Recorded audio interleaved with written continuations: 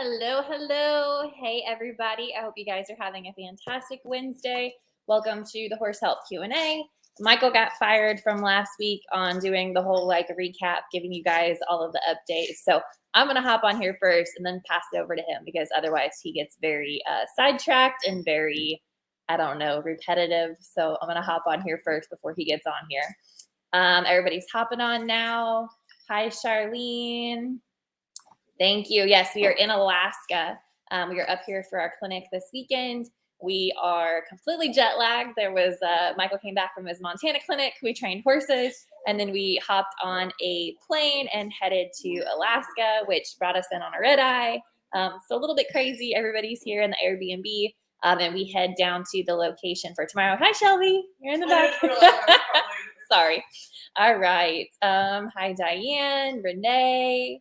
Jessica from Green Bay, Wisconsin, but it's a lot cooler than Mississippi. Hi, Lori, Debbie, awesome. Thank you guys so much for hopping on here. Oh, so many people. Very cool. All right, cool. So I'm going to hop on here, do a couple clerical things really quick. So if you have not yet signed up for the No Horse Left Behind Challenge, this is like our Bad Horse Challenge, not like the Horse Health Challenge. So the Bad Horse Challenge, you submitted in videos the past 2 years to show your horse doing something bad, and we gave away free training. For this one, we just have an application. So you just click the button, answer a couple questions about your horse and what you're having issues with, and we're giving away a bunch of different things. So over 100 prizes, whether that's horse training, retreats, access to our new course that's coming out, all kinds of wild things. So just get on there, submit something in. If you hear the babies in the back, Millie, hangry. Hanger babies everywhere. It's been great. Don't forget, the link is in the comments here. You guys can find that. If you haven't yet signed up for our membership, it is for free. What are you doing? Oh, getting crackers. Yeah, hangry. So if you haven't signed up for the membership yet, do so before August 15th.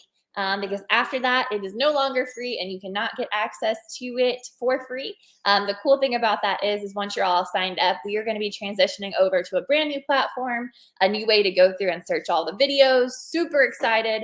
It'll make things a lot easier that you could just type in a keyword like bolting or biting or bucking or rearing, and it's going to pull up every video in our membership program, over 700 videos, pull up the spot in the video where he talks about that, and you can watch that part live. So that might pull you into 25 different videos where he's actually going through that process or answering that question. So super excited about that. Excited to have you guys on for that transition.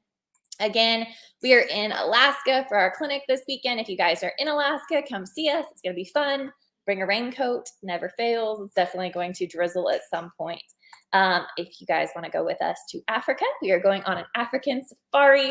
We're going to be working some of the horses that they use for that African safari and training some new ones. It's going to be a lot of fun. I think, is it being a 5-day ride or a 3-day ride? 5 days. Okay, so it's a 5-day safari. I think they still have 2 spots left open. If you want a little bit of a wild adventure, if you want to swim in a pool where elephants are drinking out of, if you want to ride with the hippos and the giraffes and the lions and all of the things. Again, I've said this before, I will definitely be picking something that's not a paint, not that I want to be associated with a zebra in any way, shape, or form, but that's kind of where I'm at. Last thing on here, we're going to have some different things coming up for signups for our Confidence Coaching Week. Again, it hasn't been put out there yet to get you signed up. We will have that sign up coming soon, but we're going to spend 7 days going live with you guys. We have all of the training knowledge in the industry to be able to share with you. Doesn't matter what your problem is, you're getting into the membership, you're going through, you're getting questions answered on here, you're doing our video submissions if you're already in our membership club and going through that. And now we kind of want to take that to the next level. So we know without a shadow of a doubt that we can train your horse and help you train your horse. But I think there's a little bit of a mindset block there where either you've had a bad experience in the industry or if you've had somebody tell you that you can't do something. So we're going to spend a week going through confidence and trying to overcome things and things that Michael and I have went through that we've been able to overcome and kind of how we got through that. So you can realize that everybody is human.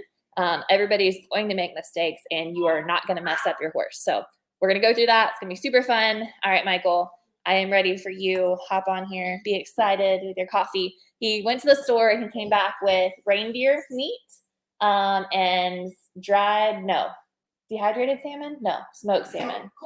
Cold smoked salmon. Cold smoked? Doesn't sound right. That sounds like my frozen hot coffee. Right. Frozen hot chocolate. Yeah, all the things. All right, guys, I'm gonna sneak off of here, and I will be here if you have questions. I'll be in the comments. Okay, what's happening? What's going on, guys? How are y'all doing? Another day in paradise up in Alaska, and we are ready to work some ponies. How do we stop a horse from biting you when you are on him? I'll be riding, and when he's over doing work, he will go for my leg and try to bite me, Miss Kristine. So there's a couple of approaches to it. Some people just want to bonk the horse with their foot. Was the method I used early on in my training days. But really now, anytime a horse goes for my foot, I pull their face past my foot and disengage them a couple times. Then they're not looking to do that. If every time they reach around a nip, you pull their face past your leg and you move their butt around, they're nipping because they're done working. You know, they're fussy, they're this, they're that, the other. When you say, oh, well, now we're really going to make you work, well, then they have the tendency to not want to do that anymore. Question number 2. It wasn't a baby. It was a video camera. All right. Where is question number 2? Scroll down a little bit. 1 was just early on, so you had it. Keep Gotcha. And question number 2. I have a question about riding out and alone when your horse wants to turn back at every opportunity, and when they get anxious if another horse leaves them. Miss Sylvia. All right, Miss Sylvia. So it's all about face and butt. You get them soft and easy in their face and being able to disengage and move their butt. What I find is when the horse is more worried about you disengaging them, they don't want to turn back without you, because when they do, they get disengaged back in the direction that you want to go. Very similar to doing obstacles and spooky things like that. The day that your dog is more worried about your leash than the urge to run off, it will not run off anymore. Well, the same holds true with your horse. The day that they respect that rein more than their urge to run off, they will no longer try to turn back with you. So it's just a matter of being very clear, very precise, grab their face, move their butt, and face them back in the direction. So they get freedom when they go forward, and they get disengaged when they try to find their own direction. Question number 3. My horse sometimes bucks going into the canter. Yesterday went into the canter lovely, as had problems with right lead, but then bucked me out for the first time in 6 years. He is 15-year-old Spanish Andalusian, been badly treated and managed before in Spain. Any tips? P.S. Think he was a bit fresh too. Miss Kate. All right, Miss Kate. So it's all about how soft can we get that horse? How can we get that horse where he worries more about us redirecting his hindquarters and moving him in another direction than putting his head down? Think about this. Every horse, everything that doesn't behoove your health and well-being happens in a straight line. Bucking, running, rearing, it happens in a straight line. So you can go and check out our videos on power of the circle or riding the eye, and that's really going to give you confidence riding a horse that likes to buck. And it's going to give you a confidence to push the horse versus be a passenger on the horse and be worried about touching the gas pedal. If you are worried about pushing the gas pedal on your own pony, there is a problem. That's the equivalent of being scared to mash on the gas pedal on your own vehicle because you're scared it's going to pop, or, hey, you need to talk to a mechanic. So it's the same way. We get them so soft left and right, and then we show them how to move forward off center. So we call it riding the eye, where you can see the corner of their eye, and that really allows you to drive them off. When you show them how to ride like that, where you can drive them off in a circle and canter them off from a standstill or from backing, you'll find that you get more and more confidence, and the horse realizes, hey, it's a lot easier just to canter off than to buck. So it's going to come down to control the head, control the horse, getting them soft and easy. Again, check that out in our membership. If you're not on our membership, we are giving it away for free, $99 until the end of August. We're giving it away. So check that out, and check out the 2 videos, Power of the Circle and Riding the Eye. Those 2 things will really help any bucking horse. You're okay. Number 4, once a horse is solid with a laydown trick, would it be possible to teach them to be mounted from this position as long as it's safe for the horse and rider?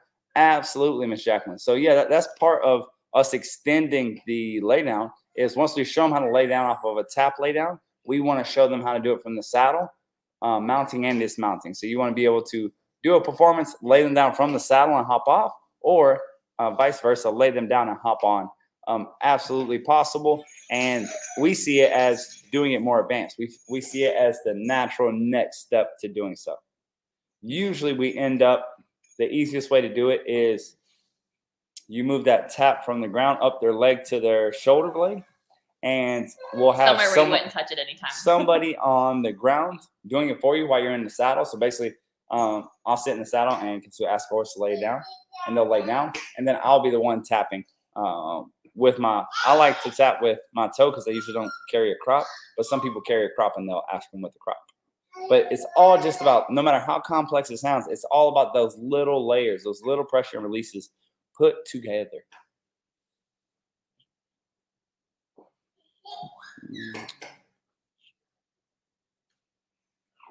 Number 5. Just scrolling down. I haven't glitched out. This is just me, my reading face. This is what books get to see whenever I look at them. I'm just kidding. I don't read books unless they have pop-ups. All right. Oh, your mom's trying to make you say code words. Stop it, Cindy. No code Number words. 5. How do you teach your horse to back up out of the trailer? He has no problem getting in or backing on the ground, just backing out of the trailer. Miss Melanie. So much of that is your trailer helps, number one. So much of the trailer work we do, we start in a stock trailer that's big and open, so you feel confident putting a little pressure on them. A lot of times, like if you're in a straight load or something where there's no move, you don't feel comfortable. You don't feel comfortable pressuring them. So if you are stuck in a little trailer like that, you can be creative and use some long lines and back them out with long lines. Or if you're in a stock trailer, basically you're going to do kindergarten inside that trailer if you have enough space to do so. And that's really going to help you. So many times, if the horse is sticky because it doesn't want to step down, if you'll go back when you are on the ground, getting that horse to back up and then back up over obstacles where you're showing them that they will back up over a tarp or back up into a soccer ball, that same horse is going to back up out of the trailer. Usually it's just a lack of respect for you, and they'll back up for you as long as there's nothing else to think about or look at. But the moment that there is, they say, I don't think so. And that's where you get that shut down. So it's all about just preparing for that resistance on the ground. Question number 6. Our horses won't stand still at the mounting block. Any suggestions? He's definitely associating it with work. If we take the bit out of his mouth, he'll stand perfect. 7-year-old Mustang, Miss Jessica. Abso-freaking-lutely, Miss Jessica. I would like you to do the come get me trick. If you are a member, check out the come get me trick. And if you are not a member, check out our membership. We're giving it away for free for the rest of the summer. Over 700 videos of our lifetime's work for free. Pause. Another quick thing, too, if they don't have the membership and they want that come get me trick right away, it's on our website, Education Oh, my tab. goodness. It's on our website at Education Time. Education tab. Education tab. Check it out. It's going to be awesome. So the come get me trick is basically the way to say, hey, excuse me, sir, come here or I'll spank your hiney. Where you show them how to move off the pressure by reaching over them with the long crop and touching their hip bone until they release. So it's the most dependable way that I've ever seen for mounting a horse, because it's the only way that I've ever seen for mounting a horse that there is a physical repercussion to get them doing what you want, to get them standing right there. It's not desensitizing, it is pressure and release, and that's what we like to see. Explain it a little bit. So whenever you're teaching that and they do move away from you or they do get antsy, what are you doing to get them to come stand back by you? Like, what is the physical repercussion? You're just tapping. You're reaching over there and you are clicking and tapping their other hip away from you, and that makes them want to come your way. Question number 7. I just watched a video review session, and I'm using a snaffle with shanks for all of our sessions, and then ran into some issue with the backup. So I went back to the snaffle. Thoughts? Linda and Melbourne. Absolutely. So sometimes people will send in a video and they're working on a specific thing, and that doesn't get translated. Whenever you see me pointing out, it's not a personal attack or a suggestion. It's just in that specific video. So we just got done doing video reviews today, since we were on the airplane yesterday. And on the video review, she was doing canter departures, and the horse's nose was a little further out than what she would like. So I suggested a shanks, even though she was just on a snaffle. Then she says, hey, I went back to help her out with that backup. Absolutely. There's no problem with that. And if you have a rhyme or reason, you have a purpose, that is no problem at all if you are purposely making those adjustments. Just a tip if you are still looking to advance. and maybe you want to use that snaffle for 2 or 3 sessions and get that horse real soft laterally, left and right, or use it for your backup and then come back to your shanks, again, no problem. Whenever I suggest for you guys, what's going on, Mr. Stan? Whenever I suggest for you guys to get in a more advanced bridle for your more advanced work, understand my most finished advanced horses that are completely one-handed, completely bridleless, rope, do all these things, at any given time that I want, I can go back to snaffle or halter work.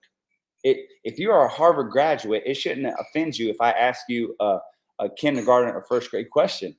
More to that point, you should be able to answer that kindergarten or first grade question. And what you'll find out is if you talk to a Harvard graduate and you ask them a middle school equation, they won't know it. And the reason not because they're not smart, is because they've been so advanced for so long, they forget. So it's the same way with our horse.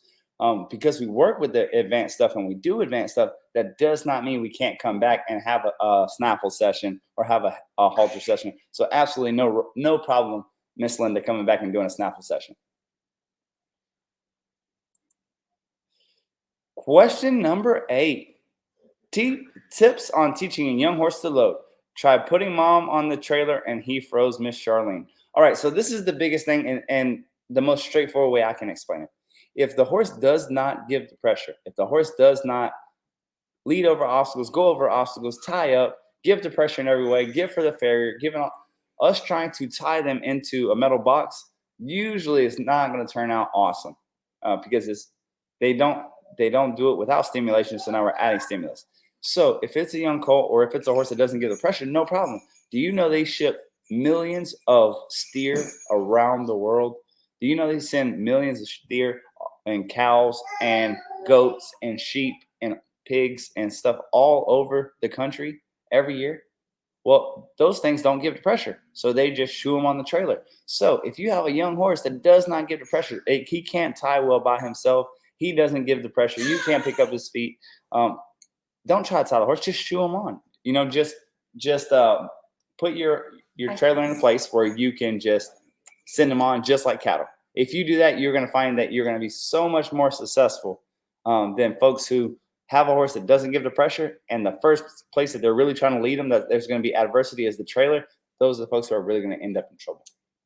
So that's Charlene. She's been working a little Paso baby, and they've been doing a ton of tie time. So awesome. For right now, that'll work perfect for them. And then just keep working that tie time and that resistance, and then she'll be. Guys, every single person who sends a horse to us for training tells us, hey, trailer work, trailer work, trailer work. Very rarely do we do trailer work. By the time that horse ties and gives the pressure and goes over obstacles and goes in the thunderdome and chases a steer and plays horse soccer and goes through a tunnel and goes upstairs and goes through a mattress and goes up, the trailer's easy because the trailer is just one more obstacle and the tying in the trailer is just one more place to be tied to. So with that being said, just get your horse broke. And if your horse isn't broken enough yet, or you think that there's going to be a problem, just shoo them on. Question number 9. We watched a free virtual clinic on YouTube last Friday. Kelsey said there was going to be a technological era and that you'd be giving away 3 free retreats on this one Friday. Oh, 3. Whoops. My bad. 3. Oops. Oh, man. She must like you guys a lot. I made a mess up. Will that link be posted on your Facebook? Yes, it'll be live tomorrow. It will be posted live tomorrow. So they can get on there and see it and then get registered for that. Boom, boom. It goes live Friday. 7 p.m. Central 7 p.m. Central Standard Time. On Coming our to you YouTube guys. channel. On our YouTube. And we're going to be riding a Mustang that likes to buck. Whoop, whoop, whoop. So it should be pretty entertaining. Will I get bucked off or will I not? I don't know. Watch to find out. And how do they win? How do they win the free retreat? When you win the free retreat, there will be a special code word at the end. Something along the lines of... Don't say a word. Okay. No. We're not going to give you a word. No, it's a color and an animal. A color and an animal, and it will be wonderful. And it'll be at the end of the video, so watch all the way through. And the first person to send in the Gascon horsemanship is going to get a free retreat. What about the second one? Guess what? We're giving away 3. So make sure you watch it. Make sure you send it in because we want to have you come hang out with us in the vacation of a lifetime. Okay, number 10 is going to be Miss Mary's question. I can't get it to copy, so just do that one there. Perfect. 2 questions. Did you trick me? You said 1 question. Oops. 2 questions. I am a nervous Nelly, not my horse. Any advice? Well, alcohol is very good for getting you to calm down. Michael. What? What in the world? No, just We fake don't it. do that at the retreats. We Yes. don't eat daiquiri, drink daiquiris, and play horse soccer. Guys, if you believe in your horse and you're worried about being a nervous Nelly, you can do a couple of things. Number one, sit down and sit back. That really gets things nice and easier. The next thing is I tell my clients who are riding in big shows. I was talking to Chris that was just roping in the box. Hey, let's do some block breathing. Block breathing is what the Navy SEALs do in stressful situations. If you feel stressed out and sketched out, if you will breathe in for 4 seconds straight, hold it for 4 seconds straight, blow out for 4 seconds straight, hold it for 4 seconds straight. You won't make it through that cycle very long before your heart rate goes down, before it slows down your respiratory rate. Okay. Here's where I point. I was bucked off a different horse and am transferring that fear into him. He's older, 26, and will be in the pasture for the next 10 months due to me being away for school. Good health condition now. Should I be concerned about riding him when I return? Hoping his friends will take him out occasionally, but you never know. All right. So whenever you're doing that and you're coming back and you've given them 10 months off or 9 months off, just go back to the respect series. Just make sure they back, make sure they give, make sure that no matter how spooked they are or how worried they are, they will not pull on your hand. And that's what it all comes down to, is control the head, control the horse. If you're bringing in fear and anxiety from falling off of a horse, remember, all of us, all human beings, myself included, all human beings fear the unknown. So the reason I can fall off a horse and not be afraid is because on my way down, I'm thinking, dang, I should have did this or did that. But on the other hand, I don't like electricity because it bites me without pinning its ears or swishing its tail, because I don't know about electricity. So it's the same thing. The more you learn, the less afraid you'll be. So go through the respect series, learn how to get that horse to back up, be soft. And whenever you come back from that 10-month layoff, look at it as an adventure and an opportunity to get that horse broke all over again for you to ride. If you do this little bit of groundwork and really understand how that directly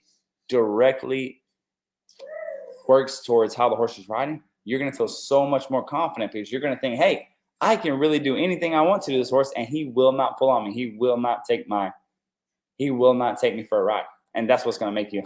And that's the same answer for this question here.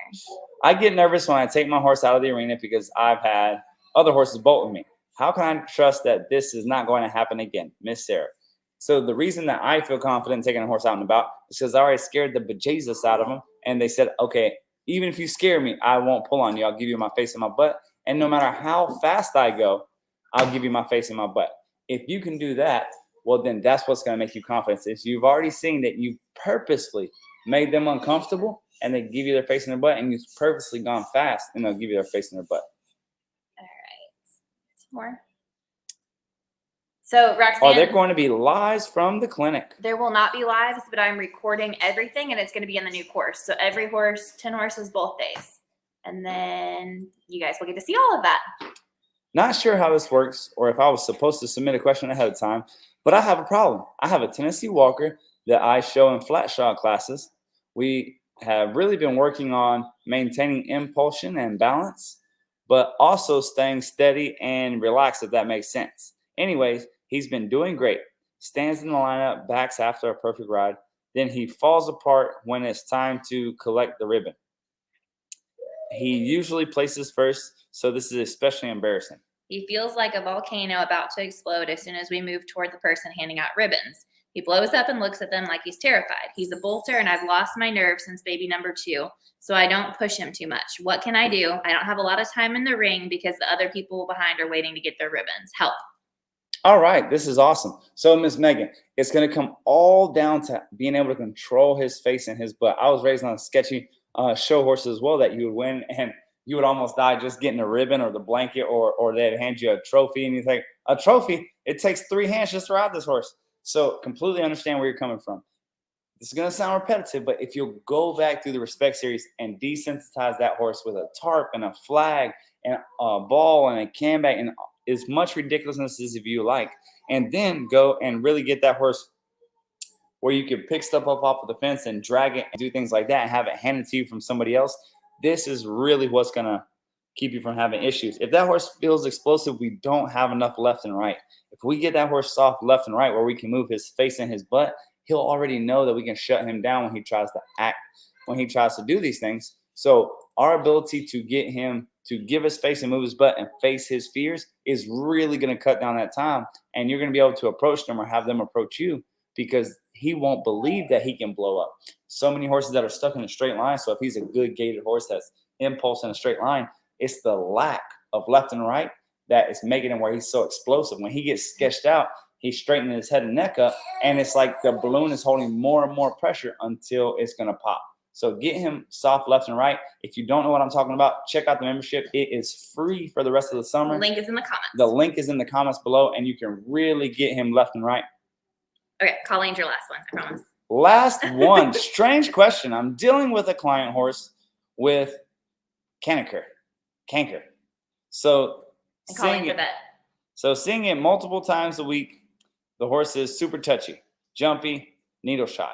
Any tips on being able to work with this horse safely? Sedating him is nearly impossible. They haul him in so dorm jail is not feasible. Gotcha. So much of working these problem horses is all about your facility. Having a good hitching post or having a good stock is everything. She's a vet that travels to people, so she's like specific for that situation. So I have a couple farriers that have really got up on the Respect series, and what they'll do is if they have a horse that's giving them a hard time and the folks really don't want them dealing with them or tying them down or doing anything, they'll take a halter with them and take them through the first few steps of really getting that horse to back up out of their space and really getting that horse dropping his head, getting that horse giving left and right. Then they'll go right back to working. So if you aren't working in your own facility where you can't use a hitching post to your advantage, I would say, hey, learn the first 3 or 4 steps of the Respect series very well through grade 3. Get kindergarten, first grade, second grade down pat really good. And if you do those 3 steps, you'll get that horse where he's more worried about you than whatever you're going to do to it. But so many of the horses that come in and they see the vets, they're not really worried. They're not really worried about the repercussion, but they are worried about what you're going to do to them. So since there's no repercussion and they're worried about you, they'll really fight and throw their head or strike out or run into you because they're finding those releases, as opposed to if you would get that horse and the first thing you did was just back him up across the pen or back him up across the parking lot, give him left and right where he doesn't want to get pulled on. You'll see that same horse put his head down and really allow you to do those things. The couple of farriers that I've helped with this program that have been using it, it really helped them out because now instead of worry about sedating or the needles or this, that, and the other, they'll just spend 5 minutes with the horse and really get them humbled up and quiet before they even start trying to pick up their leg. Well, then picking up the leg doesn't seem like such a hard thing for the horse to do. So that's what I would suggest for you if you're on the road traveling doing this. Guys, it has been an absolute pleasure. Super excited and looking forward to doing this Alaska clinic. We just had an awesome Montana clinic this past week. It looks like we're going to be going to Montana every year now. Very pretty up there. Big shout out to Miss Chris, great host, Firefly Stables. They were awesome. We worked 10, 11 horses a day. We worked some rope horses. We worked with literally everything from a pony all the way to a draft horse and everything in between. Colt starts, Mustangs, Cantamaras, gaited horses, trotty horses, everything you could think of. So really cool clinic, cool place. I got to compete in my first rodeo, so that was really cool as well. My header got run away with, so I didn't get the steer turn for him, but it was all good. It was a lot of fun, and Montana and Alaska is a lot cooler than Mississippi is right now, so that's always good. Well, guys, thank you guys so much, and make sure you check out for the video on Friday and get you those free retreat spots because we would love to have you down in South Mississippi. Have a vacation of a lifetime. All right, guys. Have a great day. See you next time.